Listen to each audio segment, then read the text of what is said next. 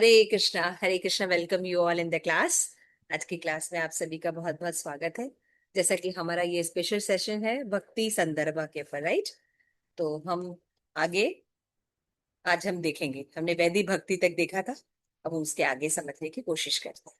नमो विष्णुपादाय कृष्ण प्रेष्ठाय भूतले श्रीमते भक्ति वेदांत स्वामिनिति नामिने।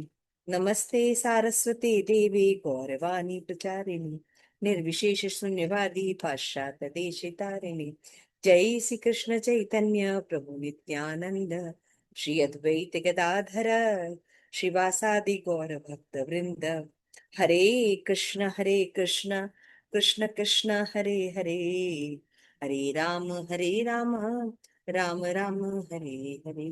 श्री प्रभुपाद की जय। आप सभी गौर भक्त वृंद की जय। निताय गौर प्रेमानंदे हरे हरे बोल। ठीक है।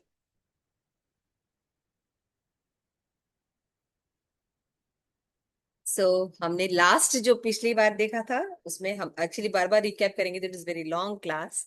तो आप लोगों को पीछे वीडियो देख लीजिएगा। तो हम लोग इस सिस्टम तक आए थे कि वैधि साधना भक्ति की डेफिनेशन हमने देखी थी। डेफिनेशन देखने के बाद हमने देखा था कि उसमें वैधि साधना भक्ति में होती है कि व्यक्ति के अंदर भक्ति रहती है लेकिन मटेरियल डिजायर्स उसके बने रहते हैं। लेकिन जब वो इंद्रिय भोग करता है तो उसके प्रति जब भोग करता है तो उसको मतलब पश्चाताप होता है, सिंसियर रिपेंडेंट होता है ना। वो नहीं करना चाहता लेकिन अनर्थों से मुक्त नहीं हो पा, है ना। तो लगभग ये स्टेज जो होती है वैदिक साधना भक्ति में होती है। तो आप सब लोगों से हमने पोलिंग की थी, आप सबने क्या कहा था कि हम लोग जो है प्योर भक्ति तो कर ही नहीं है। फिर उसके बाद मिक्स्ड भक्ति थी, तो हम लोग प्रभुपाद के आशीर्वाद से मिक्स्ड भक्ति भी नहीं कर रहे हैं। हमारी जनरल स्टेज कैसी है? वैदिक साधना भक्ति, ठीक है ना। उसको हमने पिछली क्लास में अच्छे से देखा था। फिर हमने देखा था कि हम वैदिक साधना भक्ति में जो डिजायर्स हैं उनको कैसे अपलिफ्ट कर सकते हैं, है ना। क्योंकि डिजायर्स के कारण ही हमारे जो सिंफुल एक्शन है उसको बार बार पश्चाताप होता है। जैसे भक्त सोचते हैं, जैसे कुछ कुछ चीजें रहती है ना भक्ति करने से पहले कि हम भक्ति कर रहे हैं लेकिन हमें मान लीजिए फिल्म देखने की, मूवी देखने की बहुत आदत है ना। तो फिर क्या होता है, हम जाते हैं लेकिन हम क्योंकि भक्ति कर रहे हैं तो उसमें इंटरेस्ट कम होने लगता है ना। लेकिन कभी मान लो गए तो देखने के बाद बहुत रिग्रेट फीलिंग होती है, फिर हम कहते हैं हम कभी नहीं आएंगे, इससे अच्छा तो हम कहीं और चल भक्ति में कुछ और कर लिए होते हैं, है ना। तो ये इसका मतलब ऐसा ऐसे आपको आपके कोई अनर्था है जो आपको लगता है कि कंटिन्यू हो रहा है और फिर उसके बाद बहुत रिग्रेट लगता है? माता जी, ये तो अभी आजकल जैसा ना मोबाइल यूज करने का बहुत ये रहता है कि उसमें जब एक बार करते हैं तो लगता है कि हम कुछ और देख रहे होते हैं, कुछ और मतलब कब एक घंटा बीत जाता है पता नहीं चलता, राइट। जी, उसके बाद मेरे में साथ लगता भी है कि हम होता है। इस टाइम को यूटिलाइज कर सकते थे। क्योंकि हम लोग ना नेट पे भी बहुत ज्यादा काम करते हैं तो कब हम डिस्ट्रैक्ट हो जाते हैं हमें पता नहीं चलता, वो एक डेढ़ घंटा चाहे। ठीक है, वेरी नाइस। इस तरह से आप समझ सकते हैं। तो कैसे अपने डिजायर को हम कंट्रोल करें, तो हमको पहले ये समझना होगा कि हमारे दो तरह की डिजायर होती है। एक होता है जो वैल्यू सिस्टम पे बेस्ड होती है, मतलब शास्त्र से हमने पढ़े, उसके हिसाब से नियम बनाए, है ना। लेकिन एक होती है कि जैसे हमने कंडीशन खुद से सीखा है ना। तो एक होता है जिसको कहते हैं अभिलाषा, और एक होता है अनर्था, है ना। तो जब हम वैल्यू सिस्टम से यानी किसी सनातन धर्म के सिद्धांतों से या कोई मॉरल साइंस से हम जो सीखते हैं, तो उसमें जो हमारी जो अभिलाषा होती है उसको उसको क्या करना है, हमें बढ़ाना यानी शास्त्र स्टडी, साधु संग में और अच्छा करना है ना। आपने सीढ़ी पढ़ा था, श्रद्धा होती है पहले, फिर साधु संग होता है, फिर भजन क्रिया होती है। तो जितना हमारा साधु संग होगा, सेकंड स्टेप, श्रद्धा आ गई हमें, लेकिन हमारा साधु संग थोड़ा कम है, उसको बढ़ाने पर क्या होता है, हम भजन क्रिया ज्यादा करने लगते हैं। फिर शास्त्र पढ़ने से अच्छे बुरे के बारे में वैल्यू सिस्टम पता चलता है, क्या क्या है, क्या वैल्यू है। तो उससे अभिलाषा हमारी हो जाती है ना। अन्य अभिलाषिता शून्य पढ़ा था ना। तो हमारी अभिलाषा क्या होती है, अब स्पिरिचुअल होने लगती है। जैसे हमने देखा था ना कि desire to please Krishna my spiritual master, ये डिजायर कैसी है, अभिलाषा अच्छी है। तो अब डिजायर शून्य नहीं करना है हमें, डिजायर को स्पिरिचुअलाइज करना है शास्त्र के हिसाब से। तो इससे धीरे धीरे हमारे अनर्थ जो है वो कम होने। ठीक है, समझ में आ रहा है? लेकिन कंडीशनिंग के स्टेज पर, जैसे कि हमने अपने आप जो कहीं सीखी है या मुझे बहुत अच्छा लगता है, उसका क्या रिजल्ट है हमें पता नहीं, जस्ट डू इट तो उस वो अनर्थ को क्रिएट कर, तो ये डिजायर्स धीरे धीरे हमारे कम हो जाते हैं, है ना। जैसे बहुत से लोग होते हैं, जैसे कि आने से पहले, इस्कॉन में आने से पहले मान लीजिए जुआ खेलने की आदत है ना, तो क्या होता है, अब एक ही दिन में तो कम नहीं हो जाएगा, मान लो 2-3 माला उसने शुरू किए, मंदिर आना शुरू किया है, तो एकदम से खत्म नहीं हो जाएगा, लेकिन क्या होगा, उसका इंटरेस्ट धीरे धीरे कम होने लगेगा जुए की तरफ। फिर हम जब पढ़ेंगे, शास्त्र पढ़ेंगे, उसके हैबिट्स और सॉरी उसके लाभ और हानियों पर चर्चा करेंगे, देखेंगे, फिर हमको क्या होगा, भगवान की भक्ति करने के कारण भगवान हृदय में ज्ञान देते हैं, तो अज्ञानता नष्ट होती है ना। रजोगुण से तमोगुण की तरफ हम जा, तमोगुण से सॉरी रजोगुण की तरफ जाते हैं, और सतोगुण में जाते हैं, तो हमारी जो कॉन्शियसनेस है वो थोड़ी प्योर होती है। प्योर होने पर हमें समझ में आता है कि कृष्ण भक्ति is a good good thing. तो जुआ फिर धीरे धीरे हम एक दिन डिसीजन लेते हैं, हम छोड़ ही देते हैं। ऐसे बहुत से लोग के साथ है, बहुत से लोग सिगरेट पीते हैं, है ना। तो मान लीजिए एक दिन में 50 सिगरेट पीते थे, तो धीरे धीरे उनका कम होता है ना। फिर उसके बाद क्या होता है, एक दिन ऐसा डिसीजन आता है कि नहीं, बिल्कुल ही खत्म हो जाता है। समझ रहे हैं मतलब। तो ये जो दो तरह के डिजायर्स होते हैं, वैल्यू सिस्टम के द्वारा और कंडीशनिंग के द्वारा। तो वैल्यू सिस्टम से अभिलाषा जो आती है, इसको इंक्रीज करना है, और कंडीशनिंग के जो अनर्थाज हैं, स्वभाव है कि हमें पसंद है इसलिए कर रहे हैं, तो हानि लाभ पर चर्चा करके शास्त्र के हिसाब से उसको, उस डिजायर को स्पिरिचुअलाइज्ड करेंगे, तो धीरे धीरे हम अनर्था से ऊपर आ जाए। क्लियर हो गया ये, आगे बढ़ते हैं। हाँ, तो हमने देखा था पर, ये ऐसा पढ़ेंगे थोड़ा सा reading, Rajeshwari. Performing devotional service while being embarrassed by material desires in the form of anarthas is Vaidhi sadhana bhakti. This is hmm before nishtha. Hmm And performing devotional service for fulfilling material desire in the form of abhilasha is mixed devotional ठीक service. है ना। अभी हमने आपको बताया कि हमारी 3 तरह की भक्ति के बारे में डिस्कस, तो शुद्ध भक्ति, दूसरी हमने की थी मिक्स्ड भक्ति, और तीसरी हमने की थी वैदिक साधना भक्ति। तो वैदिक साधना भक्ति में क्या होता है, मेटेरियल डिजायर्स रहते हैं अनर्था के फॉर्म में, लेकिन हम बहुत एम्बेरेस्ड फील करते हैं जब उसको भोगते हैं तो। लेकिन मिक्स्ड डिवोशन सर्विस में क्या होते हैं, हम भक्ति करते हैं और साथ में अभिलाषा रखते हैं कि हम ये मटेरियल डिजायर्स को पूरा करते रहे, इंद्रिय तृप्ति करते रहे। उसमें ग्रहित फीलिंग नहीं आती है, समझ में, एम्बेरेस फीलिंग नहीं होती है। तब वो हमारी मिक्स्ड डिवोशनल सर्विस होती है, हम रजोगुणी ओरिएंटेड भक्ति करते हैं, तमोगुणी ओरिएंटेड भक्ति करते हैं, है ना। लेकिन इसमें वैदिक साधना भक्ति में हम ओरिएंटेड नहीं करते, वी डोंट वांट इट, लेकिन हम अनर्थों से निकल नहीं पा रहे हैं। अंतर समझ में आ रही है दोनों में। ठीक है, जी मैम। आगे चल। हाँ, आइए। तो ये सब समझने से क्या होता है, ये सब जब आप इन जीव गोस्वामी के जो ग्रंथ है पढ़ेंगे, तो इससे हमें भक्ति के लिए आइडिया मिलते हैं और हम आगे चल सकते हैं। तो क्वेश्चन आता है कि हमने, याद है हमने जब शुद्ध भक्ति की डेफिनेशन देखी, तो हमने देखा था अनुशीलनम, कृष्णानुशीलनम इज अ स्वरूप लक्षण। तो what what about the problem of continuity, हम कंटिन्यू क्यों नहीं कर पा रहे, है ना। इसके पीछे आप क्या बताना चाहेंगे, but what about the problem of continuity, अनुशीलनम क्यों नहीं हो रहा है। क्योंकि माता जी वो कुछ डिजायर, मटेरियल डिजायर में डिजायर्स है, वो है। अनर्था है, उसके कारण सिंफुल एक्टिविटी हो रही है। इसके जी। कारण क्या हो रहा है, हम भक्ति में निष्ठा लेवल तक नहीं जा पा रहे, आगे नहीं जा। यस, चलिए देखते हैं क्या है आंसर इसका। हाँ, तो इसका आंसर क्या है कि होनी क्या चाहिए, वैदिक साधना भक्ति में कैसी भक्ति होनी चाहिए। तो पद्म पुराण में बहुत ही फेमस श्लोक है ना। आप पढ़ेंगे इसको मीनिंग के साथ। स्मर्तव्य सततम विष्णुर्विस्मृत्यो न जातुचित सर्वे विधि निषेधा स्युर् त्योर एव किंकरा. हाँ, one should always, One should always remember Vishnu, Smartavya Satatam Vishnu, and never forget him. Vismartyavyo na jatuchit.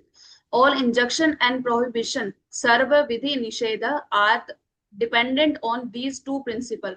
Eteor ev kinkarasyu.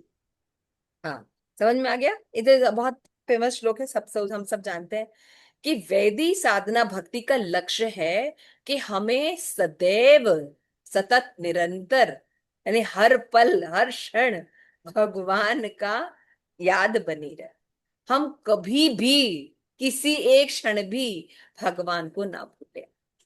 तो जितने भी भक्ति में विधि और निषेध होते हैं, है ना, इन्हीं दो के किंकर होते हैं, है ना। अगर बोला जाता है भाई ये काम मत करिए, क्यों? क्योंकि भगवान की याद बनी रहे, भगवान को भूले नहीं, है ना। और हम क्या रूल्स को क्यों फॉलो करते हैं भाई?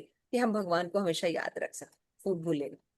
तो ऐसे जितने भी भक्ति में सिद्धांत होते हैं, इन्हीं दो सिद्धांतों को बेस्ड अप करते हैं कि हमें भगवान का याद बना रहे। ठीक है, नेक्स्ट। तो यानी ये सिद्ध होता है कि वैदिक साधना भक्ति में ये हमारा लक्ष्य होना चाहिए, सततम विष्णु है। तो यहाँ पे देख, लेकिन हम देखते हैं, देखिए बहुत सुंदर पॉइंट है, पढ़िए। Scriptural injunctions such as Ahara Sandhya Upasita. One must worship daily at Sandhyas, and Brahmano na hantavya. One should not kill a Brahman, are dependent, Kinkara, on the injunction to remember the Lord always, and the prohibition never to forget him. Hmm. To do the opposite, making remembrance of Vishnu secondary to all other rules, will yield opposite results. हाँ, अब जैसे हमने ये बात बोली, इसको example से समझते हैं कि हमें भगवान को सदैव याद रखना है, कभी भूलना नहीं है। जितने भी विधि निषेध है इनके अंडर में आते हैं। तो मान लीजिए कोई विधि निषेध, कोई हम रूल्स लेते हैं, इंजेक्शन लेते हैं, तो इसमें दिखाया बताया क्या कि मान लीजिए लिखिए कि हमें हमें संध्या पूजन करना चाहिए, है ना, या ब्राह्मणों की हत्या नहीं करनी चाहिए। तो ये कैसे विष्णु से जुड़ के, विष्णु सततम विष्णु स्मरण हो, भगवान को भूले नहीं, इसे जोड़ कर देखने पर तो ठीक है। लेकिन अगर हम मान लीजिए इसका ऑपोजिट करें कि हम सदैव संध्या बंदन करेंगे लेकिन विष्णु स्मरण नहीं हो, पूजा लाभ प्रतिष्ठा हो, या हम बहुत दिखाएं अपने आप को कि मंगला आरती उठ जाते हैं लाइक दैट, पूजा लाभ प्रतिष्ठा वाला हो, विष्णु स्मरणम सततम लक्ष्य ना रहे, तो क्या ये वही रिजल्ट देगा? भक्ति में सततम भगवान की भक्ति की तरफ लेके जाएगा? नहीं देगा ना, ऑपोजिट रिजल्ट, सिंफुल रिएक्शन में हम आ जाएंगे। तो यही बात यहाँ पे एग्जाम्पल्स के साथ हमें समझाई जाए कि कोई भी इंजंक्शन है, भाई ब्राह्मणों की हत्या मत करो। अभी जैसे आजकल देखिए बहुत गो सेवा लोग बोलते हैं, लेकिन गो सेवा को कृष्ण भक्ति के साथ जोड़ के नहीं देखते हैं। कृष्ण भक्ति को हटा दिए, गो सेवा बहुत इंपॉर्टेंट हो गई। तो उससे हम सही रिजल्ट तक नहीं पहुंच पाते, भक्ति तक नहीं पहुंच पाए। हमें समझना होगा कि कैसे इसके द्वारा हम विष्णु को याद रख सकते हैं, कृष्ण को, विष्णु मतलब कृष्ण, क्योंकि भगवान के नाम को वहां पे मेंशन किया गया है। तो कृष्ण को हम कैसे याद रख सकते हैं सदैव, और कभी हम ना भूलें। क्यों? क्योंकि गौ माता जो है वो भगवान को अति प्रिय है ना। इसलिए जो सभी जो पशु योनि है, जो गो माता होती हैं वो सतोगुणी होती हैं। और गो माता में समस्त जो देवी देवता होते हैं वो वास करते हैं, विष्णु स्वयं उसमें वास करते हैं। तो वो बहुत ही ज्यादा ऑस्पिशियस होती है। जैसे आप लोग अभी, आप तो राजेश्वरी काफी एक्सपर्ट है कंप्यूटर में, राइट? तो हमारे पास कंप्यूटर होता है, तो उसमें क्या होते हैं, कुछ कुछ हमारे पास डेटाज होते हैं, उनको हम एक एक उसमें डाल देते हैं ना, आइकॉन बना बना के, इसमें ये चीज है, इसमें इसमें से। तो एक और एक क्लिक करिए तो फिर क्या होता है, आपको सारा चीजें आ जाएगा, ऐसा ही होता है ना। तो भगवान जो होते हैं अखिल ब्रह्मांड के नायक कृष्ण, है ना, तो उनके पास भी कंप्यूटर है। अगर मान लो किसी ब्रह्मांड के बारे में जानना है तो कैसे जानते हैं भगवान? गाय के थ्रू। गाय में सभी देवी देवता रहते हैं, तो गाय की कंडीशन देख के बताया जा सकता है कि सनातन धर्म की क्या स्थिति है। समझ में आया? तो भगवान का कंप्यूटर है वो, गाय, हर ब्रह्मांड का। गाय अब ब्राह्मण की स्थिति देख के उस समाज के बारे में पता लगाया जा सकता है कि वो समाज की स्थिति कैसी है। क्लियर हो रहा है? जी तो जैसे हमने एक बटन दबाया तो मैं सारी इंफॉर्मेशन आए, तो ऐसे गाय जो है भगवान के लिए कंप्यूटर होती है। तो हम कभी कभी, जैसे अभी हम कल प्रचार कर रहे थे तो लोग कह रहे थे नहीं लेकिन ट्रैक्टर्स हैं, ये सब फैसिलिटी है। तो मैंने कहा अगर भगवान सर्वस्व बुद्धिमान है, सर्वस्व शक्तिशाली, सट ऐश्वर्य पूर्ण भगवान है, तो क्या उनको ट्रैक्टर बनाने नहीं आता था?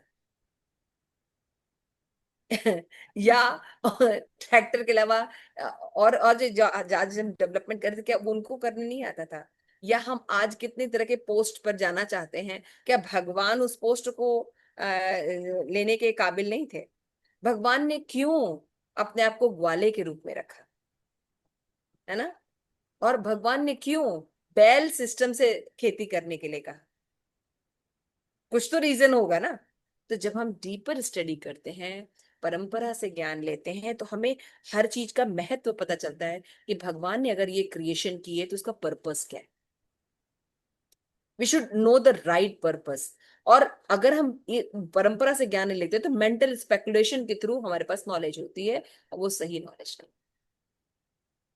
तो सही नॉलेज क्या है कि कोई भी सिद्धांत है उसको पालन करने से सततम विष्णु होना चाहिए, कभी भगवान को भूलना नहीं चाहिए। समझ रहे हैं?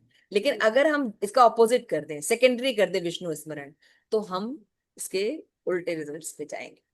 तो यानी क्या करना है हमें? हमें ऐसी एक्टिविटीज को भगवान के साथ जोड़ के देखना है कि शास्त्र में कैसे, कृष्णा कॉन्शियसनेस में कैसे हमारे आचार्यों ने इसको जोड़ के बताया है। ठीक है ना। तो जैसे जैसे मैंने बताया कि हमें सदैव जो है वो गाय और ब्राह्मण की रक्षा करनी चाहिए, या संध्या वंदन करना चाहिए। संध्या वंदन क्यों करना चाहिए? क्योंकि संध्या वंदन करने से हम, हमारी जो मेमोरी है वो भगवान की तरफ जाती है, हम भगवान को याद रख सकते हैं। क्लियर है ना। तो जी ये पूरा पॉइंट हमें देखना चाहिए। तो क्या होगा, हमारे जो वैल्यू सिस्टम वाले डिजायर्स बनेंगे, कंडीशनिंग वाले डिजायर कम होंगे। तो हमने देखा कंडीशनिंग वाले डिजायर से अनर्था कम होने लगेंगे, है ना। कंडीशनिंग डिजायर अगर कम होंगे तो अनर्था भी कम होंगे। और वैल्यू सिस्टम वाली अभिलाषाएं अगर बढ़ेंगी तो फिर वो शुद्ध वैदिक भक्ति की तरफ जाएगी, शुद्ध साधना भक्ति की तरफ जाएगी। क्लियर हो गया? जी आगे चलते हैं। यानी कोई भी रूल्स हो, उनका मेन पॉइंट है भगवान का स्मरण होना चाहिए, ये पॉइंट रहना चाहिए, ये फर्स्ट होना चाहिए। यस, पढ़िए फटाफट। because all rules are dependent upon remembrance of Vishnu. If one remembers Vishnu, what is instructed in all the other rules is accomplished. And because of prohibition such as killing cows and brahmanas are also included in the rule to remember Vishnu, if one forgets Vishnu, that person should be considered to have accrued unlimited sins produced by committing all the prohibited acts. ठीक है ना, उसी को English में ये बात बताई गई, है ना। जी मेन पर्पस है हमें भगवान का सतत स्मरण हो, ये फर्स्ट प्रायोरिटी रखनी पड़ेगी। लेकिन जब हम कब समझेंगे ये चीज? जब हम परंपरा से नॉलेज लें। आगे चलते हैं। जैसे आजकल देखिए, आजकल की जो स्टडी है वो आसुरिक स्टडी, इसमें हम स्किल्स सिखाते हैं लेकिन इसमें वैल्यू नहीं देते, इसीलिए आसुरिक प्रवृत्तियां बढ़ रही, है ना। जो असुर थे वो बहुत स्किलफुल होते थे, बहुत योग्य कौशल होता था उनके अंदर, बहुत कुछ होते, बहुत पढ़े लिखे होते थे, ये होते थे, वो होते थे, ये शक्ति होती थी, ये सिद्धि होती थी, लेकिन उनको उपयोग करने नहीं आता था, भगवान के अनुसार उनका उपयोग करने उनको नहीं आता है। तो फिर वो शक्ति आसुरिक हो, रिजल्ट भी आसुरिक होते। सेम यही चीज, ये सब हमें समझना चाहिए। जैसे आज एक बहुत अच्छा क्वेश्चन क्लास ने पूछा, क्या नवरात्रे शुरू हो गए, राइट? तो एक क्वेश्चन आया था कि नवरात्रे में जो गरबा होता है, ये होता है, तो क्या इसको कैसे देखते हैं वैष्णव? तो हमने यही बताया कि जो दुर्गा देवी हैं, है ना, ये भगवान की अध्यक्षता में कार्य करती है, भगवान की शुद्ध भक्त है। जब चैतन्य महाप्रभु यहाँ पे आए थे तो मायापुर में आपने देखा है सिमंतनी देवी के नाम से, है ना, सिमंतनी देवी का मंदिर है, वहां पे पार्वती जी गौरांग महाप्रभु के रूप को देखकर उनको तपस्या करते हैं, है ना। जी तो उनकी भक्ति करती हैं, उनको भगवान बहुत प्रिय है ना। तो भगवान वैष्णव मतलब जो भगवान के भक्त होते, तो वैष्णवी का मतलब क्या हुआ? कृष्ण भक्ति है। एक्चुअली में भगवान की भक्त हैं, उनका कार्य है माया शक्ति को डील करना। क्लियर हुआ? तो पहले तो लोगों को ये पता होना चाहिए कि नवरात्र क्यों मनाए जाते हैं, 9 डेज क्या हुआ था। जो देवी दुर्गा थी उन्होंने महिषासुर का वध किया था, राक्षस का। और ये 9 डेज वो उनको अलग अलग रूपों में आकर उसको महिषासुर को 9th डे उनका वध कर। और हम गरबा वगैरह को कैसे सेलिब्रेट करें? दिल्ली और नोएडा में हम लोग रह रहे हैं, गरबा इंद्रिय तृप्ति, सेक्स ओरिएंटेड, ये सब हो गया है। आप सोचिए तो क्या हम अ, ये जो दुर्गा जी का जो पर्पस है उसमें हम उनको सहयोग कर रहे हैं कि उनको विपरीत दिशा में? जिस महिषासुर का वध कर रही हैं उन्हीं महिषासुर को हम फॉलो कर रहे हैं, फिल्मी गाने बजाकर डांस कर रहे हैं, जिसमें काम और क्रोध के अलावा कुछ नहीं। जबकि ओरिजिनली कैसे होता है, इसमें देखिए, अब अगर ओरिजिनली विधि से कोई जाता है, कोई वैद्य जानता है, तो क्या करता है, इसमें व्रत रखा जाता है, सात्विक आहार लिया जाता है, सात्विक जीवन शैली पालन किया। क्यों? क्योंकि दुर्गा देवी एक विशेष कार्य कर रही है, और हर दिन वो एक एक रूप को धारण करके राक्षसों का वध कर रही है। तो राक्षस होते कौन है? जो भगवान की इच्छाओं के विरुद्ध कार्य कर। तो आज की जो मीडिया है, आजकल के जो फैशन के लोग हैं, या हमारे जो आजकल के लीडर्स हैं, ये सारे कौन है? आसुरिक प्रवृत्ति के लोग। इसीलिए वो ऐसे नियम समाज में बनाते हैं जो आसुरिक है। तो हम महिषासुर को बढ़ा रहे हैं, या जो उनका जो मिशन है उसमें सहयोग कर रहे हैं। तो हमें ये सब पर्पस से पता हमें, जब हमारा ये टेंडेंसी होगी क्या, दुर्गा माँ हमारी प्रोटेक्शन के लिए, हमारे अनर्थों का नाश करने के लिए उस महान दैत्य अहिसासुर का वध कर रही है, जो अनर्थों से भरा पड़ा है। तो हमें अपने अनर्थों को समझना होगा कि अनर्थ क्या होते हैं। तो वही मैंने बताया ना, वैल्यू सिस्टम से नॉलेज होगा, तो अभी दुर्गा देवी के या नवरात्रि का पर्पस कितना सुंदर होगा। गर्भ गरबा खेलने को मना नहीं किया गया है। आप भगवान के जो ऑथेंटिक सप्तक है, ये सब है, पाठ है, चालीसा है, जो कि दिया गया है उनके बारे में, उसको पढ़ना चाहिए ना, उसको गाना चाहिए, उसको गाकर फिर हमें वंदना और उनकी अर्चना करनी चाहिए, है ना। अब हम फिल्मी गाने में, वो भी बिल्कुल किसी थर्ड, आप ऐसा भी समझते हैं कैसे, वो करना कितना बियॉन्ड है, कि हम क्या महिषासुर का जो मर्दन कर रही है दुर्गा देवी, हमारी रक्षा कर रही है, एक सनातन धर्म को स्टैब्लिश कर रही है, और हम क्या कर रहे हैं? क्या हम उस मूड में हैं? सबसे आपको जान के आश्चर्य होगा, सबसे ज्यादा जैसे ये जो अश्लीलताएं होती हैं, है ना, वो इन्हीं दिनों में लोग करते हैं, जिनको ये सब ज्ञान नहीं होता। तो कोई क्रिया क्यों हो रही है, इसके पर्पस क्या है, इसको जानने से क्या होता है, हम सही दिशा की तरफ जा सकते हैं। अच्छी बात है ना ये चीज। तो वैष्णव ऐसे देखते हैं देवी को, वैष्णव ऐसे नवरात्र को मनाने को बताते हैं, कि जिनकी चेतना कम है, कृष्ण तक नहीं जा रहे हैं, तो एटलीस्ट वो देवी देवताओं की पूजा शास्त्र में जैसा लिखा है वैसे करें। इससे उनको क्या होगा? बेनिफिट मिलेगा, उन उच्च चेतना की तरफ हो जाएंगे, और लास्ट में कृष्ण भक्ति की ओर भी मिलेगा। इट इज गुड ना। तो वैष्णव जो होते हैं, वो सभी चीज की रियल वैल्यू जानते हैं, रियल रिस्पेक्ट करना जानते हैं, है ना, बिकॉज उनको कृष्ण का पूरा नॉलेज होता है ना। हमने देखा था ना, भगवान की रियलाइजेशन थ्री अवस्था, ब्रह्म, परमात्मा और भगवान। तो भगवत रियलाइजेशन व्यक्ति परमात्मा रियलाइजेशन भी अच्छे से जानता है, ब्रह्म रियलाइजेशन भी अच्छे से जानता है। तो ये अवेयरनेस होनी चाहिए कि किस क्या पर्पस है नवरात्रों का। तो उसमें हम जो है सात्विक जो चीजें हैं, ये दुर्गा देवी को प्रसन्न करने की जो चीजें हैं वो, तो हम क्या करेंगे जब हम करते हैं, तो क्योंकि वो आत्मा को कृष्ण भक्ति की ओर इनडायरेक्टली ले जाएगा, तो वो धीरे धीरे बहुत सेटिस्फाइड करता है,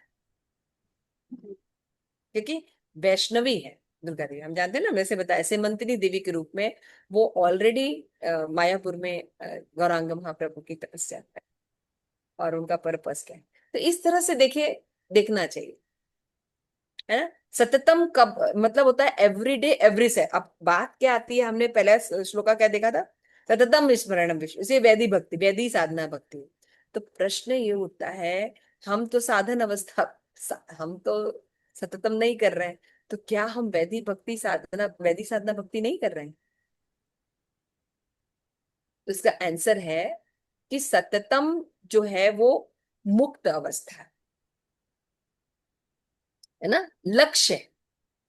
और साधक जो है वो अवस्था, इसमें कहते हैं प्रैक्टिस की अवस्था है, जो कि हमें उस लक्ष्य तक लेके जाएगी। तो यदि हम सही रूप से प्रैक्टिस कर रहे हैं, है ना, कोई भी रूल्स का हम मेन एम क्या देख रहे हैं, विष्णु स्मरण, कृष्ण स्मरण, ये टारगेट लेके हम कोई नियम का पालन कर रहे हैं, तो अभी हम, हो सकता है हम साधक लेवल पे हैं, भाई हमने सुबह 4 घंटे भगवान की भक्ति कर ली, शाम को 4 घंटे भक्ति कर ली, तो क्या है, हम उतने देर तक अगर हम भक्ति कर रहे हैं और सही से करेंगे तो यही इंक्रीज होके सततम की तरफ चला जाए। तो यानी अगर हम सही तरह से भक्ति कर रहे हैं तो हम वैदिक भक्ति में सततम ही भक्ति कर रहे हैं। ठीक है ना, इसको और अच्छे से भी समझेंगे कि हम कैसे समझें कि दिस वुड, जैसे से लिखा है, ये आप पढ़ लीजिए तो आपको समझ में आ जाएगा। जी। यहाँ पे पढ़िए। Satitam means every day, not every second. Since continuous remembrance would be impossible to do in sadhana bhakti. This हाँ, would produce loss of faith in the rules of bhakti because they would be impossible to follow. तो क्या करना है? साधक अवस्था पे, अरे हमारा तो होता ही नहीं है, हम तो भक्ति नहीं, तो नहीं, ये डिमोरलाइज होने की जरूरत नहीं। हम लोग साधक अवस्था पे, अभी हमारा मन थोड़ी लग जाएगा, हम चैंटिंग करने बैठे भगवान प्रकट हो जाएंगे।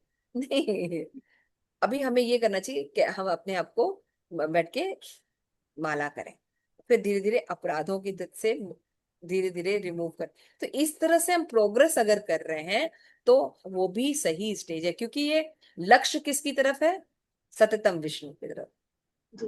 है ना। तो साधक लेवल पर हमें क्या करना चाहिए, समझ रहे ना।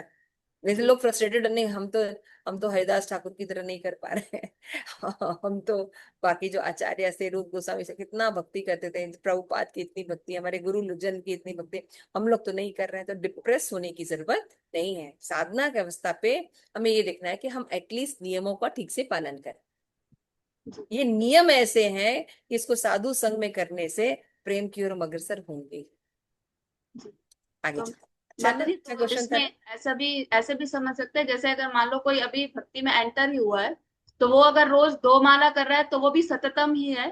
सत्यतम है, तो अगर जैसे उसका आगे लक्ष्य बढ़ता है। परंपरा के हिसाब से है जी। जी। कि हमें कृष्ण भक्त, हम भगवान के अंश हैं और हमें भगवान की भक्ति करनी, तो जी। लक्ष्य क्लियर होना चाहिए। जी।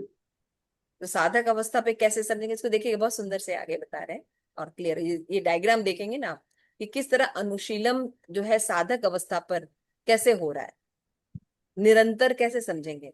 तो देखिए पहले जो लिम्प है उसमें देखा है कि हम जब भक्ति के, नवदा भक्ति के जो अंग हैं उनको हम पालन करें। नवदा भक्ति के अंग कौन कौन से हैं? श्रवणम, कीर्तनम, विष्णु स्मरणम, पाद सेवनम, दास्यम, साख्यम, अर्चना, वंदनम, आ- आत्मनिवेदनम। आत्मनिवेदन। ठीक है, थोड़ा इधर उधर हुआ है लेकिन ठीक है पूरी आ गया। तो ये जो नवदा भक्ति है, श्रवण करना, कीर्तन करना, है ना, इसको हम करें। साधक अवस्था में क्या करें? हम, हमारा रूटीन होना चाहिए, मेरे चार्ट्स बनने चाहिए, मेरे काउंसलर्स होने चाहिए कि हाँ हम डेली 1 घंटा पढ़ते हैं, आधा घंटा पढ़ते हैं, हम डेली हियरिंग करते हैं, रीडिंग करते हैं, देख रहे हैं, प्रीचिंग करते हैं, तो ये होना चाहिए। उसके बाद जो भी हम प्लान कर रहे हैं उसको धीरे धीरे इम्प्रूव करना है। जैसे चैंटिंग नहीं करनी है, हमें अपराधों के बारे में पता होना चाहिए, तो पहले पता तो हो, है ना, फिर धीरे धीरे उसके बारे में इम्प्रूवमेंट के बनाना चाहिए, ऐसे भक्तों की दोस्ती करनी। तो यानी साधक अवस्था पे अगर हमें फर्स्ट टू कर रहे हैं तो हम निरंतर भक्ति ही कर रहे हैं, उसकी ओर ही जा रहे हैं। तो हमें डिमोरलाइज नहीं होना है, हमें पहले साधक अवस्था पे सभी नियमों का पालन करना है, इसको बढ़ाना है। और फिर थर्ड जो है कि हमारे जो अनर्था है वो कम होंगे। ये दोनों करने से थर्ड अवस्था क्या है? अनर्था कम, यानी अनर्थों को बढ़ाना नहीं, पोषण नहीं देना है। तो पहले नॉलेज तो होना चाहिए कि कौन क्या अनर्थ होते हैं तो जब हम इन दोनों की प्रैक्टिस करेंगे, स्टडी करेंगे, साधु संग करेंगे, तो अनर्था के बारे में भी हमें पता चलेगा। तो हमने देखा माधुर्य कादंबरी में अनर्था को भी काफी अच्छे से एक्सप्लेन किया गया है। और अभी हम और डीलिंग भी देखेंगे कि 2 स्टेज होते हैं, एक अनिश्चिता भक्ति होती है, एक निश्चिता भक्ति होती है।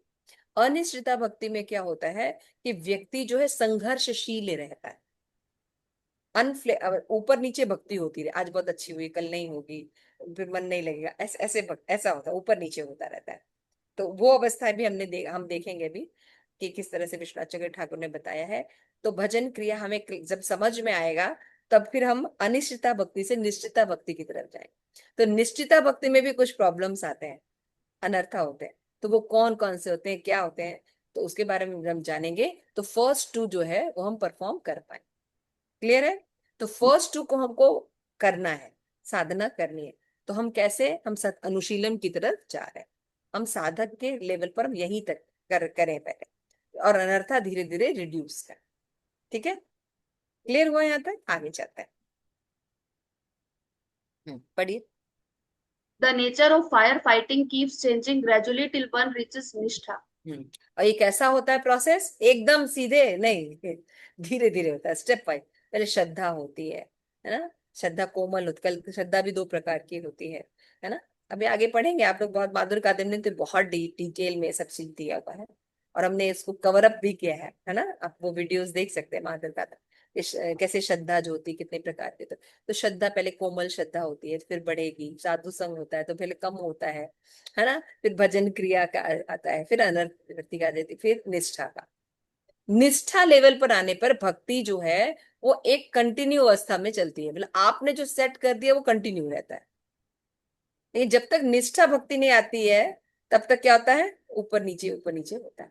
तो हमें, आचार्यों ने कहा है, हमें पूरा प्रैक्टिस करके साधक लेवल पर निश्चिता भजन तक तो कम से कम आ जाना चाहिए।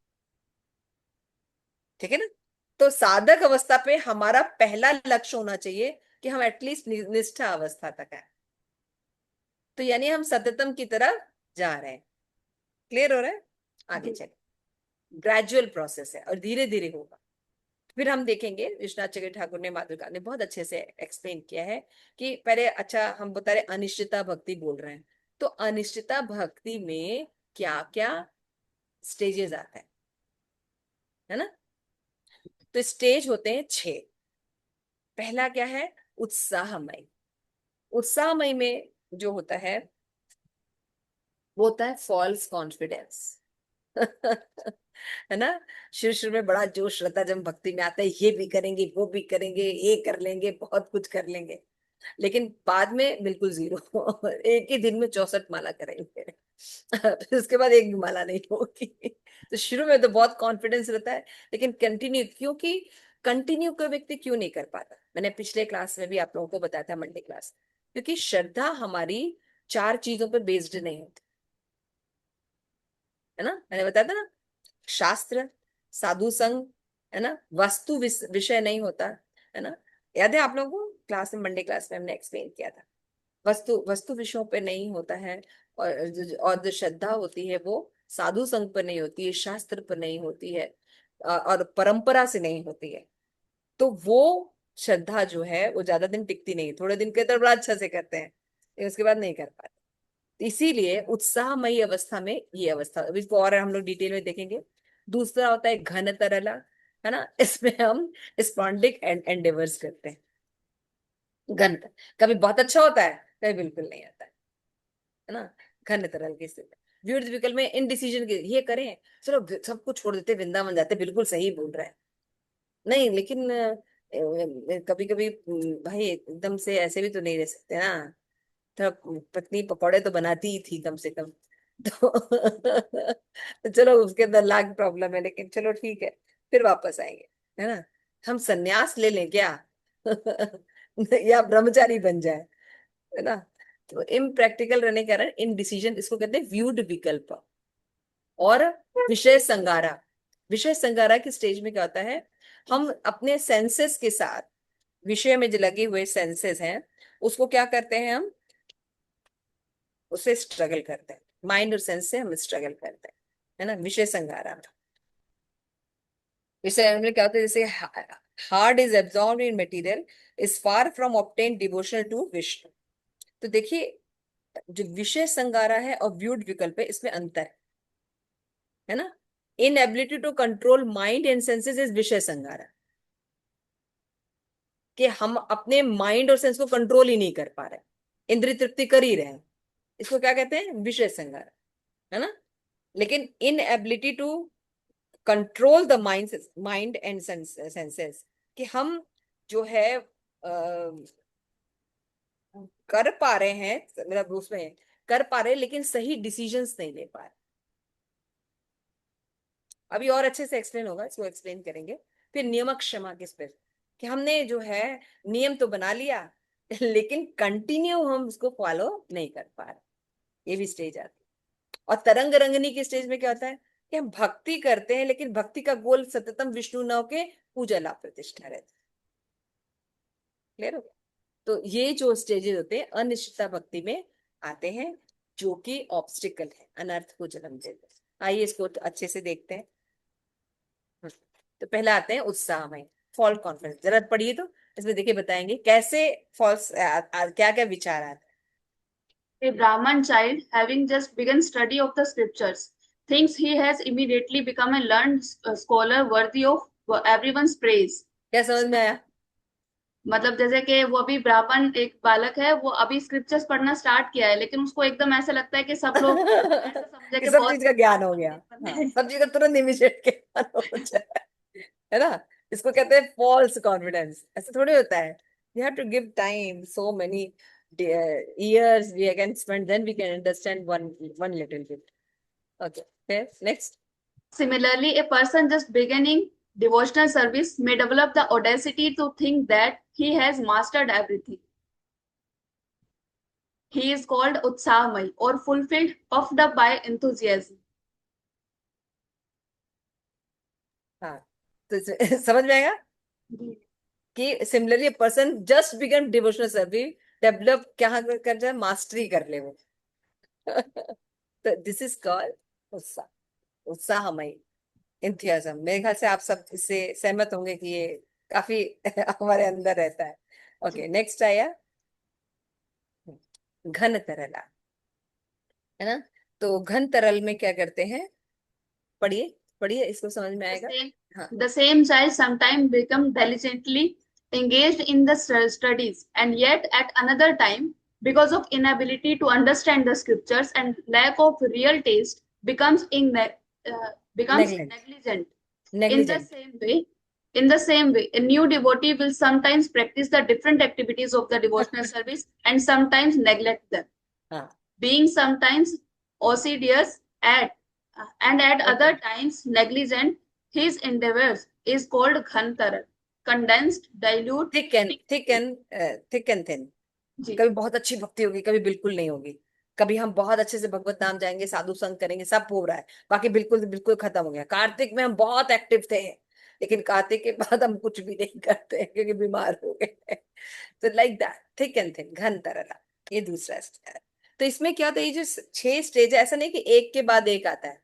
इसमें कभी व्यूड बुगड़ होगा, कभी गंतरल होगा, समझ रहे हैं? तो ये सब मिक्स्ड होके ऊपर नीचे हमारे साथ अटैक है, और एक साथ कई भी हो सकते हैं। तो ये हमें पहचानेंगे, जब हम जानेंगे, ज्ञान रहेगा तभी तो पहचानेंगे। ओके, नेक्स्ट, घन तरला के बाद व्यूड विकल्प। इट इज, ये भी बहुत अच्छा है, पढ़िए, आपको समझ में आएगा। इनडिसीजन की स्टेज में हम रहते हैं, सही डिसीजन नहीं ले पाते क्योंकि शास्त्र नॉलेज अभी पूरा है नहीं। तो हम लोग अचानक से सुनेंगे ऐसा है, तो हम वृंदावन में ही चले जाना चाहिए हम लोग को, तो सब कुछ छोड़ छाड़ के।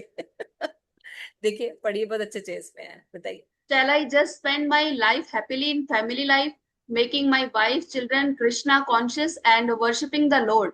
क्या Or करें, should ऐसा I give करते up? हैं, ऐसा करते हैं कि हम जो है अपने बच्चों को, पति को, घर के मेंबर्स को कृष्ण भक्त बना लेते हैं, फिर इन्हीं के साथ रहते हैं। तो इसमें कहाँ आ सकती है ना? जी. Next. Or should I give them up? Should I give them all up and go to Vrindavan and perfect myself by engaging full time in hearing and chanting with no distractions? Shall Haridas I Thakur की wait, तरह।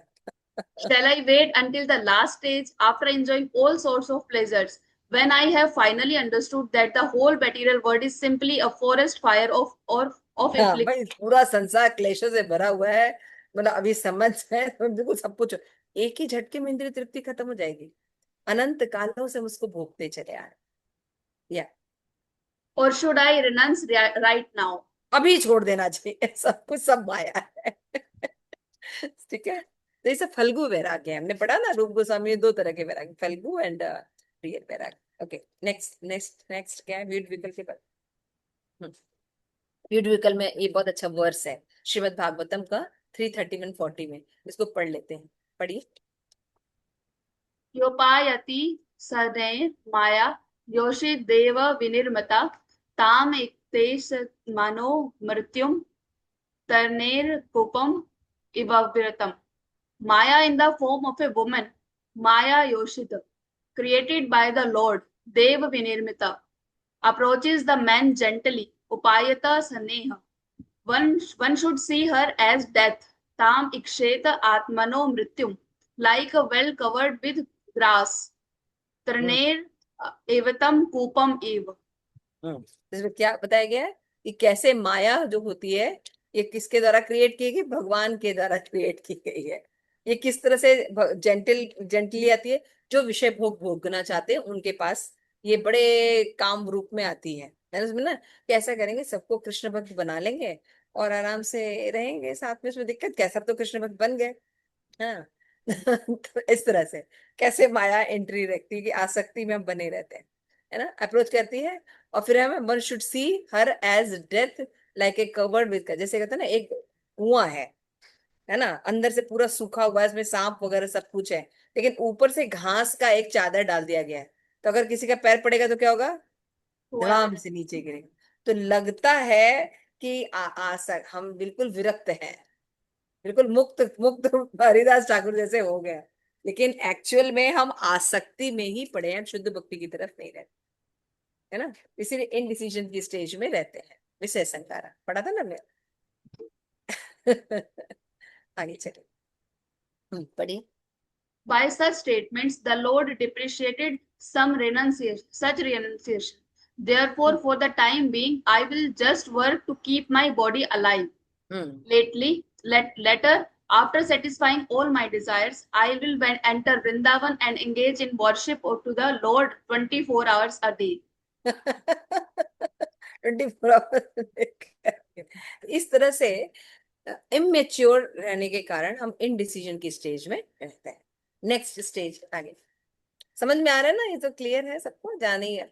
Yes, जी ma'am. Next इसमें और भी श्रीमद् भागवतम का 10वें स्कंद का है 10 14 36। Yes, पढ़िए। But on the other hand, Tavad Ragadavayal Stenas Tavat Kara Graham Graham Tavan Moho Anigraha Nigado Yavat Krishna Te Na Janah. My अब dear देखिए, Lord Krishna, अब इन डिसीजन की स्टेज में अगर आपको ये नॉलेज रहेगा तो आप सही डिसीजन ले पाएंगे कि हम वृंदावन में रहे कि घर में रहे। देखिए, my dear Lord Krishna, until people become your devotees, Yavat Tena Janah, their material attachment and desires remain thieves. Tavad Yagadev Stenah. Their homes remains prison, and their affectionate feelings for the family members remain food shackles. समझ में आ रहा है, किसी भी तरह से हम गृहस्थ, जैसे हम बोलेंगे कि भाई हमारे जो षड गोस्वामी उनमें तो बहुत से आचार्य भक्ति विनोद ठाकुर जो है तो वो तो गृहस्थी तो थे, है ना, अब बोलते रहे ऐसे प्रभुपाद गृहस्थी तो थे। यहाँ पे बताया जा रहा है कि किसी भी तरह से जब हम गृहस्थ जीवन में रह रहे हैं तो वो हमेशा बंधन का कारण है ना, इससे हमें बाहर निकलकर भगवत भक्ति करनी है। तो एकदम से हम थोड़ी छोड़ देंगे, पहले हम सबको कृष्ण भक्त बने, अपने आप को कृष्ण कौशल, धीरे धीरे वैराग्य अपने आप आ जाता है, धीरे धीरे वैराग्य डेवलप होता है। तो ये स्टेज पर हमें जाना है। क्लियर हो रहा है, आगे चल। विषय संहार, अभी तो हमने देखा उत्साहमयी, फॉल कॉन्फिडेंस, घन तरल, मतलब कभी अच्छी भक्ति होती कभी बिल्कुल बेकार होती है। फिर व्युत विकल्प में होता है हम इन डिसीजन की स्टेज में रहते हैं, डिसीजंस नहीं ले पाते, क्या करें, एकदम एक्सट्रीम पर रहेंगे दोनों तरफ। है ना, आप लोग के साथ होता है ये सब चीजें ना। जी मैम. ओके, फिर विषय संगारा में क्या होता है कि हम जो है जो इंडिसीजन की स्टेज के बाद होता है कि हम ये करें कि ये करें। इसमें ये सब क्यों हो रहा है, क्योंकि हमने माइंड और सेंसेस को ठीक से कंट्रोल नहीं किया है, शास्त्र नॉलेज नहीं है, इसलिए सही नॉलेज के नहीं अभाव में ये सब स्टेजेस आते हैं। इसके बाद नेक्स्ट स्टेज आता है विषय संगारा, स्ट्रगलिंग विद सेंस। पढ़िए। विनय वसिता चित्तानाम विष्णव अवेशन सुधारता वारुणी दिग्गतम वस्तु व्रजम इंद्रियम किम आप आपनुयात. When those whose heart is absorbed in materialism is far from obtaining devotion to Vishnu. Can a man by going east obtain something which is in the west? हाँ, ये बहुत बहुत सुंदर example शास्त्र में दिया है कि भाई मान लीजिए आपकी कोई चीज पश्चिम दिशा की तरफ, पूर्व दिशा की तरफ कोई है, अब आप उसको पश्चिम में ढूंढेंगे तो मिल जाएगी। शास्त्र बहुत कह रहा है सुंदर, मतलब कि पूरा इतना पश्चिम में कैसे मिलेगी आपको, है ना। मेटीरियल डिजायर केवल sin उत्पन्न करता है, बंधन उत्पन्न करता है। ये विष्णु भक्ति प्रदान नहीं करता है ना। नेक्स्ट, आगे चलिए, इसी को और एक्सप्लेन कर रहा है। हाँ पढ़िए, फटाफट पढ़िए।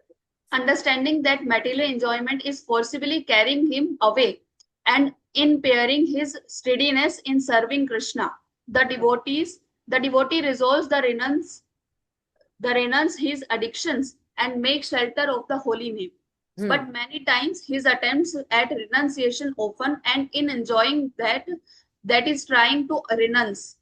रिनाउंस, ट्राइंग टू रिनाउंस, मतलब कहने का मतलब है उसको लगता है कि उसने वैराग्य ले लिया है, फल्गु वैराग्य, है ना, लेकिन वो अंदर से इंद्रिय तृप्ति ही कर रहा है। जैसे मान लीजिए हम वृंद सब कुछ छोड़ के वृंदावन जाते हैं, तो भैया जो वृंदावन है वो आपकी प्रॉपर्टी है, ये घर आपकी प्रॉपर्टी थी क्या? ये भी कृष्ण की प्रॉपर्टी थी, वो भी कृष्ण की प्रॉपर्टी है। मेंटेलिटी चेंज करनी है। Understood the point. हम, जी ये बहुत बंधन का कारण है, घर तो बहुत बंधन, सब कुछ छोड़ो वृंदावन चलो, है ना। अरे भैया ये जो घर है ना, ये भी कृष्णा की ही प्रॉपर्टी थी, और जहां आप जा रहे हैं वो भी कृष्णा की ही प्रॉपर्टी है। तो we have to understand this thing. लेकिन विषय संगारा में क्या होता है, विषय संगारा में inability to control and mind and sense, inability होता है, हम कर नहीं पा रहे हैं। हम चाहते हैं कि हम समझ रहे हैं पढ़ने के बाद कि जो ये सब चीजें बंधन का कारण है, लेकिन मन जो है वो जो है वो विषयों की तरफ इतना आसक्त है कि उसको छोड़ नहीं पाए। ये स्टेज है, समझ रहे हैं। चलिए। this way, the mind spends time vacillating between household life and renunciation. हाँ हमेशा पढ़ा जाता है ना, आप लोग को भी लगता है ना, सब कुछ छोड़ देते हैं चले जाते हैं, ऐसे कहते हैं। तो हमेशा इसमें द्वंद्व बना रहता है कि घर में रहें कि छोड़ दें सब कुछ। When one imagines in this way all types of option, it is called Vyudvikal and extensive speculation. बहुत ज्यादा सोचता है और नॉलेज कम है, जैसे बहुत ज्यादा थिंकिंग के कारण क्या करता है, इमेजिन करते हैं ये कर लें ये कर लें, सब कुछ छोड़ दें कि गृहस्थ में रहे। तो हमें ये समझना पड़ेगा कि हम संन्यास का मतलब क्या होता है, कि हम ये समझे everything is belong to Krishna, this is real sannyas. कि वृंदावन में है चाहे घर है, दोनों जगह अगर हम भगवान की प्रॉपर्टी समझ के भगवान की सेवा में यूज कर रहे हैं, तो दिस इज रिनाउंसिएशन। लेकिन ये समझ नहीं होने के कारण विषयों के प्रति व्यक्ति आसक्त रहता है, इसलिए इनमेच्योर डिसीजंस एक्सट्रीम अवस्था में लेता है। क्लियर हो रहा है? आगे चलते हैं। हाँ, अब ये वैदिक साधना भक्ति की डेफिनेशन है ना। जातो श्रद्धा मत कथाशु निर्वैर सर कामेशु, वैदि दुख माहे कामा प्रज्ञते में अनुसर, ततो भजते माम प्रत्यह श्रद्धा शूद्र निश्चय, दुष्याम च तत्कामा दुखो दरहम च गरीयम।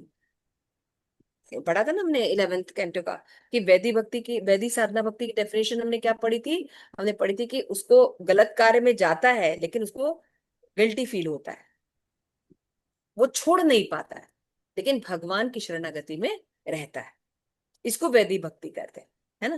लेकिन विषय संगारा में क्या होता है, वो इमेच्योर डिसीजंस लेता है, शास्त्र का ठीक से नॉलेज नहीं होने के कारण वो सही डिसीजंस नहीं लेता, दोनों एक्सट्रीम पर वो लेता है। तो फल्गु बैराग के स्टेज में रहता है विषय संगार। नेक्स्ट, तो ये हमने बता दिया उसका मीनिंग वैदिक साधना भक्ति का। नेक्स्ट, नेक्स्ट है नियम क्षमा। तो देखिए, व्यूड विकल्प में और विषय संगार में थोड़ा सा अंतर है। व्यूड विकल्प में उसको डिसीजन लेने में ही दिक्कत होती है, क्या करें। और विषय संगारा में वो समझता है कि विषय भोग बंधन का कारण है, लेकिन सही नॉलेज नहीं लेने के कारण वो दो एक्सट्रीम में वो रहता है, renunciation household life. Clear हो रहा है? Inability to control mind and senses जो होते हैं, ये होते हैं आपके नियम क्षमा, पढ़िए आगे पढ़िए, अभी आएगा। नियम क्षमा में क्या होता है, हम नियम बना लेते हैं। हम ये करेंगे, हम 16 माला करेंगे, हम सुबह मंगला आरती करेंगे, हम ये करेंगे, लेकिन उन उन चीजों को हम निभा नहीं पाते, उसको हम सततम नहीं, कंटिन्यू नहीं कर पाते। जैसे पढ़िए। Then the devotee will resolve, from today I will chant such and such number of rounds of japa and will pay so many obeisances. हाँ, हरदास ठाकुर हजार हजार बार, रघुनाथ दास गोस्वामी हजार दंडवत प्रणाम, हम भी दंडवत प्रणाम करेंगे। वो हरिदास रघुनाथ गोस्वामी है, आप हरिदास ठाकुर हैं, आप थोड़ी हैं। तो हम इम्प्रैक्टिकल डिसीजंस लेते हैं। नियम अपने स्तर के हिसाब से लेना चाहिए, और उसमें भी प्रोग्रेस होनी चाहिए, नहीं हम आज ही सब कुछ करें। हम्म। I will also perform services to the devotees. Hmm. I will not talk on any subject except the Lord, and I will give up all association with people who talk on material matters. देखो अब ये decision ठीक है ना, कि I will also perform some devotional, हमने हम भक्ति में कुछ नियम का पालन करेंगे, तो ये ठीक है। लेकिन फिर क्या, हम सब बिल्कुल मटेरियल लोगों से बिल्कुल मिलना नहीं है, कोई बातचीत नहीं होगी, सब छोड़ देना है, ये सब इमेच्योर डिसीजंस। ठीक है, नियम क्षमा, नियम को फॉलो करना, लेकिन इम्प्रैक्टिकल नियम होते हैं, सही से डिसीजंस, शास्त्र की स्टडी नहीं होती है, माइंड सेंस कंट्रोल नहीं रहता है नॉलेज के अभाव में, तो ये इनएबिलिटी टू, ऐसे इम्प्रैक्टिकल जब हम वाउज लेंगे तो कभी निभा पाएंगे साधक की अवस्था के, शुरुआत में हम निभा ही नहीं पाए। इसीलिए हमेशा अपने जो इस्कॉन में प्रभुपाद ने हमेशा काउंसलिंग सिस्टम्स बनाए हैं, है ना, तो जितने भी नव दीक्षित भक्त होते हैं उनको ये सब करना चाहिए, साधना रिपोर्ट बनाना, ये करना। तो लोगों को लगता है कि भक्ति करने आए कि साधना रिपोर्ट बनाने आए, और जो लोग कहते हैं ये तो मेटेरियलिस्टिक है, नहीं नहीं मेटेरियलिस्टिक नहीं है, ये करने से हम आगे की ओर प्रोग्रेस करेंगे। उसके बाद आता है नेक्स्ट, चलिए। हाँ, किसको नियम क्षमा कहते हैं, देखिए, दो ही make such relation every day, ये तो हो गया। Next, finally it is well known that very nature of bhakti is to be attractive, so all type of people become attracted to the devotee, the adavo bhakti, है ना, as the old age goes by the direction of populace has become wealthy।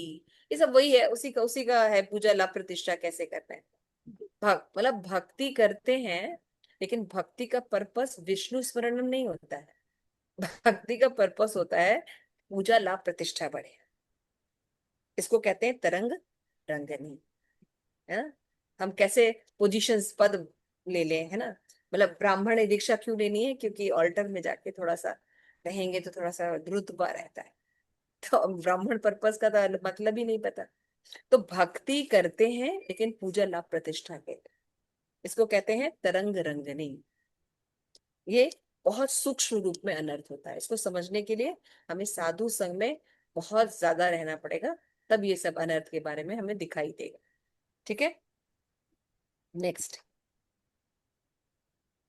हाँ, तो हमें ये पढ़े, ये अनिश्चितता भक्ति के समय हमारी प्रॉब्लम्स रहती है, 6 स्टेजेस है ना, उत्साहमय, घन तरल, व्युड विकल्प, विषय संगारा, नियमक क्षमा, तरंगरण। तो ये स्टेजेस विश्वनाथ चक्रवर्ती ठाकुर कहते हैं केवल इसलिए रहती है कि व्यक्ति या तो तमोगुणी रहता है या रजोगुणी रहता है, शास्त्र नॉलेज नहीं रहता, साधु संग नहीं करता है, और विषयों की तरफ आसक्त रहने के कारण अनर्थों का पोषण होता है, जिसके कारण वो आगे प्रोग्रेस नहीं कर पाते। जब हमें सही नॉलेज मिलता है, सही एसोसिएशन मिलता है, सही लोगों का मार्गदर्शन मिलता है, तो अपने जीवन में इन अनर्थों से धीरे धीरे आगे जा सकते हैं, है ना, आगे जा सकता है। तब दूसरी जो स्टेज होती है वो निष्ठा भजन की तरफ जाती है, श्रद्धा, साधु संग, भजन क्रिया, अनर्थ निवृत्ति, निष्ठा। तो क्यों जाना है, आचार्य कहते हैं कि अनिश्चिता भक्ति में ज्यादा देर नहीं रहना चाहिए, कोशिश हमेशा करना चाहिए कि हम निश्चिता भजन की तरफ चले, यानी साधक अवस्था पे हमारा कृष्ण प्रेम लक्ष्य तो ठीक है, लेकिन फर्स्ट लक्ष्य क्या होना चाहिए कि हम एक्चुअली निष्ठा भक्ति तक पहुंचे। तो ये जो वाउज लेंगे ये सही लेंगे ना, लेकिन हम कृष्ण प्रेम वाले भाव लेंगे, वाउज लेंगे तो उसको फॉलो नहीं कर पाएंगे, फिर यही से प्रॉब्लम आएगी। Understood the point?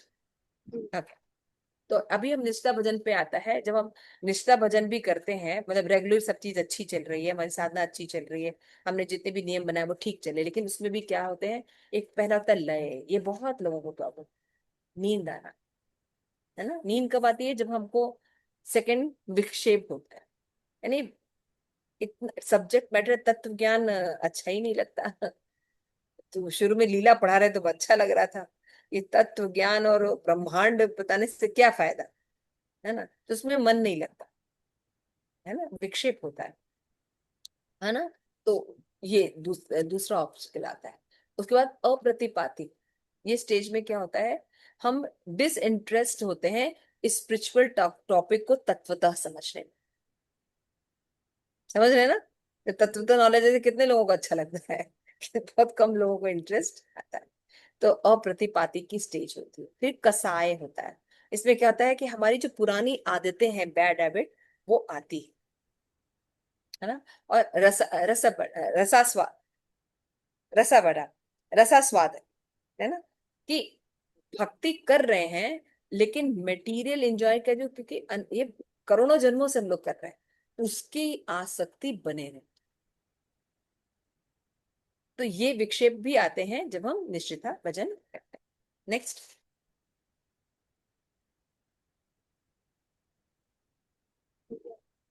यस। तो ये इसके यहां तक आज हमने चढ़ा, क्लियर हो गया। तो हमें कहाँ तक आना चाहिए, वो जो गोल वाले पिक्चर था दिखाइए, कि वैदिक साधना भक्ति में सततम भगवान का स्मरण होना चाहिए, लेकिन वो स्टेज हमारी है नहीं। तो क्या हम वैदिक साधना भक्ति नहीं कर रहे हैं, हम कर रहे हैं। यदि हम 9 लिंब का पालन कर रहे हैं डेली, और प्लानिंग कर रहे हैं उसको इम्प्रूव करने में, अनर्थों को कम कर रहे हैं, तो हम साधक लेवल पर यहाँ पे सततम की ओर ही जाएंगे। साधक लेवल पर सततम नहीं हो सकता, तो हमें डिमोरलाइज नहीं होना चाहिए। हमें पहले तो प्लानिंग के साथ आए, हम एटलीस्ट चीजों को शुरू करें, फिर उसको रेगुलर करें। रेगुलर करने के बाद वो खुद ही साधना भाव स्तर पर आने लगे। ये बात क्लियर हो गई। फिर हमने देखा कि 2 स्टेज होती है, अनिश्चिता भजन क्रिया स्टेज, और दूसरी होती है निश्चिता भजन क्रिया। तो अनिश्चिता भजन में हमें 6 तरह के स्टेजेस आते हैं, वो हमने देखा। उत्साहमयी, घंतर, व्युत्विकर, विषय संगारा, निर्मक, क्षमा, तरंगरण करें, है ना। इसको जब हम रजोगुण कम करेंगे, तमोगुण कम करेंगे, शास्त्र स्टडी करेंगे, अपना शास्त्र, है ना, खान पान सब जब हम दिव्य सत्वगुणी करेंगे, तो हमारा प्रोग्रेस धीरे धीरे हो। तो निष्ठा लेवल पर भी प्रॉब्लम आती है, हमने देखा। लय, विक्षेप, अप्रतिपाती, कसाय, रसवाड़ा, ठीक है ना। तो हमने देखा है नष्ट प्रायेषु अल्पेषु, है ना, नित्यम भागवत सेवया, ये है ना श्लोका। तो क्या कहते हैं, हम जब चलते रहते हैं धीरे धीरे, तो थोड़ी सी भी भक्ति हमें अनर्थों से बचाती। ठीक है, थैंक यू सो मच। कोई प्रश्न है? क्लास ठीक लगी आप लोगों को? ज्यादा ऊपर तो नहीं गई?